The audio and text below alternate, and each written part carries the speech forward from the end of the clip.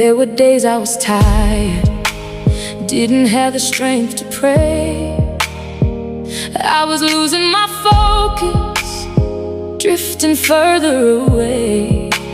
Made some choices I regret, tried to fix it on my own.